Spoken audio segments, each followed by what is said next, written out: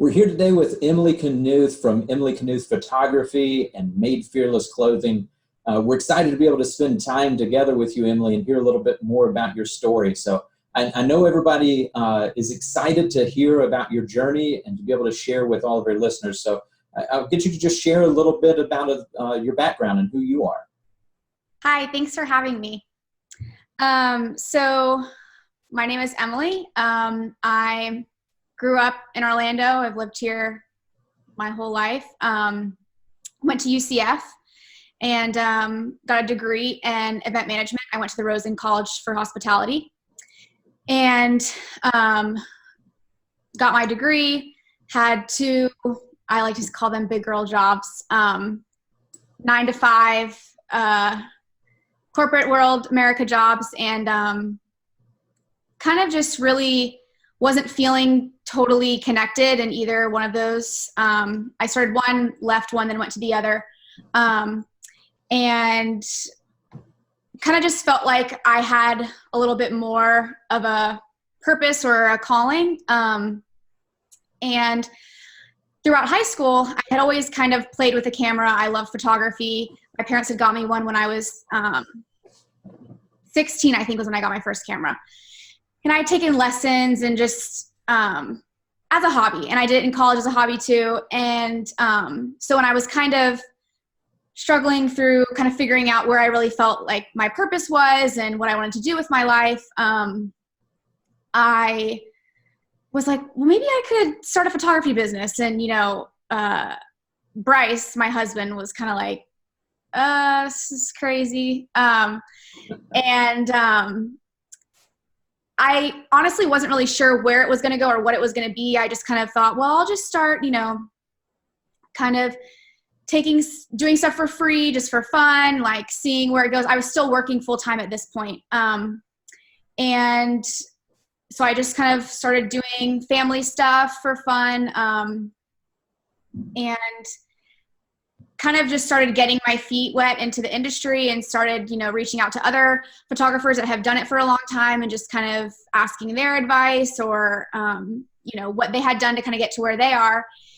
And so I ended up kind of really starting to get wrapped up in the wedding industry and doing weddings, which was so fun. And this is my full year of doing weddings. So I ended up quitting my full-time job. I started working part-time while I was still kind of building my photo business. And then after, probably like 6 months or so, I took photo full-time and really just focused on building that. And so this was 2017, end of 2016, early 2017. So, and then I've been doing weddings and full-time photography has been my job. Very cool. And so then I guess a little bit more of my story. So I did weddings, still finishing weddings throughout this year, and just kind of felt like I loved them and I had a really good time doing them, but I think I started to kind of just burn out a little bit from it. It was a lot of weekends and time away from family and things like that. And then I personally kind of started to go through some difficult stuff, and I was going through a lot of mental health issues and dealing with some severe anxiety and panic, and kind of went through an eating disorder. And when I was going through that, I still had weddings and I was still doing photo full time. So I was kind of trying to balance the two of those. And I think really, as I was going through treatment, like for my eating disorder, and I was in that world, I kind of just was seeing so many other things and people that were just going through tough things. And it was just really eye-opening for me, I think, to kind of just see the way that other people were impacted. And again, all their stories were different, but I just felt like we were still kind of struggling through the same stuff. And so I still was finishing weddings, went through treatment for an eating disorder for 3 months. and I graduated, as they call it. So kind of started to overcome that battle, and yeah, I guess really that was in October of last year, so 2018. Yeah, so I know from speaking with yourself and Bryce over the last couple of years, you guys have been tremendously busy. So God has given a tremendous blessing in being able to share your creativity through photography. You take absolutely gorgeous photos, by the way. So if anybody hasn't seen her photography, you need to be sure at the end we'll share where you can see some of that and book sessions for when you have room and you're accepting with that. But I know recently you've taken those creative juices and you felt like you've been called to share in a different way. So I mentioned earlier that you had the Made Fearless brand that you launched. I know your parents have been super excited with that they've shared, and then your family as well. But tell us a little bit about that transition and what led you to opening up that brand and creating more awareness through messages. Yes, so I think through my struggles, I basically, after I got out of treatment, I wanted to do a fundraiser just to raise awareness for the National Eating Disorder Association, which is just a huge organization that just aids in helping the community and helping people with treatment, and they just have tons of resources. And so I thought, I'll make a shirt. I sold it through this company where, people can just go online and buy it, and I can take all the proceeds and send it to the organization. And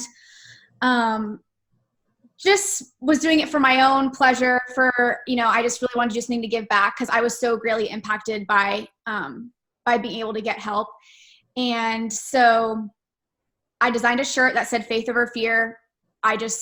Nothing special. I don't have a background in designing clothes or anything like that. So I just kind of was playing around, made a shirt. And then really I sold a bunch of them, and I ended up being over $1,500 for the National Eating Disorder Association, which was great. It was so cool. And kind of when the fundraiser had ended, I was just kind of I was happy with it. I wasn't planning on doing anything further. And then I kind of kept getting requests from people that were kind of interested in wanting the shirt. And, once I had done the fundraiser, I wasn't going to sell it again. So I just decided that I was going to start a clothing line, which was going to be all just positive messages and quotes and things, and shirts and sweatshirts, and basically that people were going to be able to choose who they wanted to give back to, because I felt it was so important. I just thought it was so cool how just what one shirt was able to do for an organization. And so I wanted people to be able to do the same thing if they felt, led to. And I just think that words have such a huge impact just on people in general, in their own self-talk and impacting others with their words. And I just wanted to kind of bring that to life. And so that's kind of how Made Fearless started, essentially. That's amazing. We see it every day when we're working with clients, and sometimes they come in with preconceived notions, and it's like, I would be better with money, but, I'm just not, I don't understand it. Or, they're caught up in the mental aspect of it, that they're trying to figure out that they've been painted into a corner, that they've boxed themselves, and they've decided that that's just who they are. That's who they're defined as.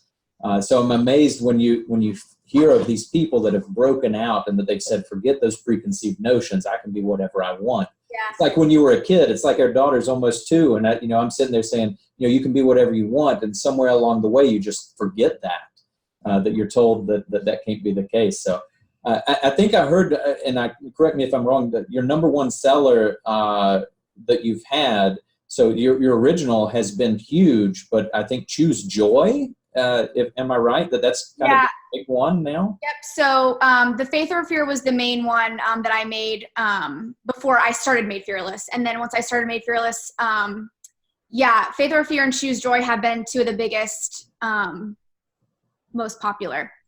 Yeah. So this is, I know a lot of people can greatly benefit by hearing this. So you started out, you were working the normal 9 to 5, going through the grind every day. Yep. Just something moved you that you said, you know what, I'm made to be more, and I can go out and I can do more. So you thought that was photography, and you ventured that way and very successful with it.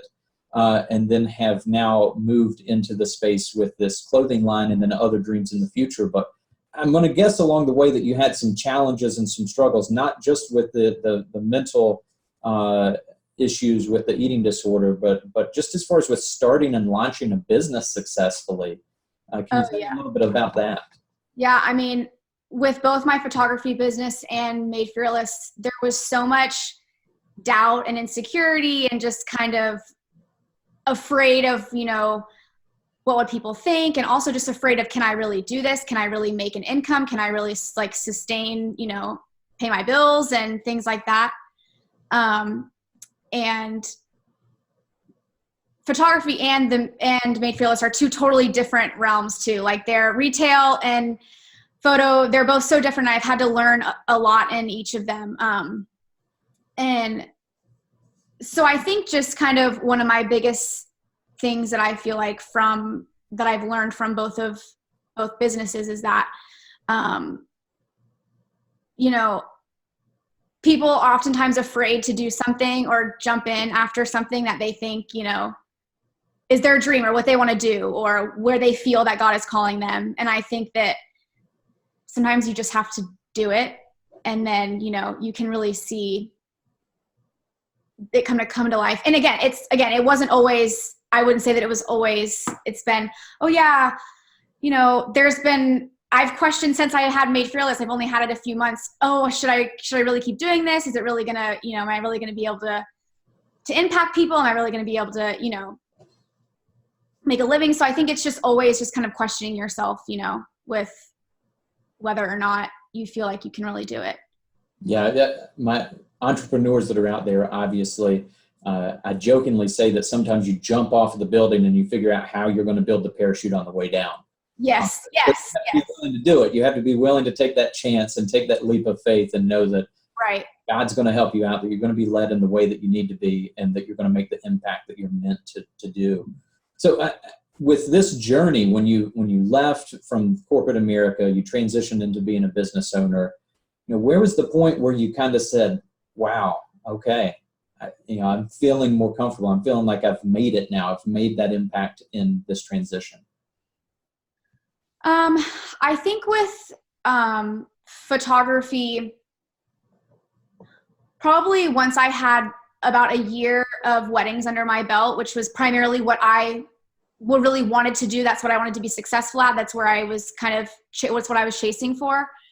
I started to feel more confident just in myself and my work, and as far as just that I had really created a business myself, from scratch, just marketing myself and showing my work out to other people. And then I feel like probably about a year in is when I feel like I really started to feel confident and comfortable, and that I had not made it, but that I was able to kind of actually say that I had a business and I was really thriving. Very cool. So on your journey that you've had, I'm sure that you've had some tremendous influences in your life. So who would you say has been your biggest influence on your journey so far? Oh, wow. That's tough. I mean, I feel like, I know it sounds kind of cliche, but my parents, I feel like, have been huge for me. My dad is an entrepreneur, business owner. So I think maybe that's where I get some of that from. And just the constant support from them, and just, really encouraging me in every crazy idea that I have. One day it was photography, then the next day I'm saying I think I want to start this clothing line, and just being so supportive and just willing to really give advice and pour into me. Very awesome. So every day we're getting to interact with people like yourself, Emily, that have a purpose, they're driven, they're trying to be successful. But listening today, there might be somebody that's at the beginning of that journey. And what piece of advice can you share if you were to go back to the beginning of your own journey with yourself? Uh-huh. What would that piece of advice be? I think for me, and I think I kind of touched on it a little bit earlier, but just to really set aside those fears and doubts about what you can and cannot do, because I think people often put these boundaries on themselves, or they have, things that feel like they keeps them from being able to do something that they really want to do.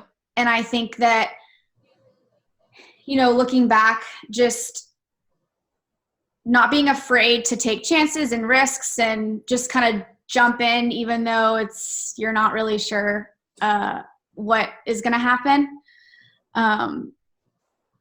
And also just to not get discouraged when it takes some time, like it doesn't just it takes time to build a business and to really build something that you're passionate about. And sometimes it just doesn't happen overnight. And I think that's sometimes something that I struggle with personally, just, it takes time and you have to be patient. You have to be willing to put in the work to it. And, just because you might not have tons of success, right away, just to kind of keep pushing through and just really, taking the time to learn more into whatever your craft is or your skill, or, invest in yourself. Fantastic. Yeah, I see it all the time when people that we look at, and we're getting to see the after picture, right? So when you see these people that have went out and created these brands that have done tremendous things in the community, it's like the before and after picture of the weight loss ad. We're seeing the after picture, and you're like, that's what I want. How is it not that I'm already there? But you don't see the 10, the 15 years that they've put in of just toiling through. Right. When I think of clothing, I was lucky enough to be able to go to an event where Damon John spoke, and hearing his stories of he was just borrowing everything that he could to try to launch FUBU. And he was sewing it in the basement of the house, and he had stacked up with inventory and everything just trying to make it happen. So it's really cool when you see that and you go, wow, that person's so successful. He must have had a lucky break. And then you hear, no, it was just that they were just grinding it out. They did everything that they could to make sure that success was not, that was the only option that they would accept. Failure wasn't going to work. Yes. So you've done a tremendous job so far. I congratulate you and Bryce on starting up with these brands, with wanting to share a positive message. We have too much stuff that is just people sharing the bad in the world and everything that's going on. So having positive messages and the difference that can make, whether somebody's going through, an eating disorder like yourself, somebody's going through cancer treatment, somebody's just going through divorce or something that's hung up, and that they just need that positive message. So I appreciate you and sharing that in your story today. So Emily, obviously everybody probably has heard this and they're going, hey, I want that. I love that faith over fear, or that, choose joy. Where can they find more information out about this? Yes. So my website is shopmadefearless.com. And that's where all the inventory is. You can see pictures of the items that we have. And then my Instagram handle is also at shopmadefearless. And that's where we put all our information to kind of keep people up to date with what we have and what's going on. Well, awesome. Well, I appreciate your time today, Emily. That's all that we have for today. Until next time. Thank you.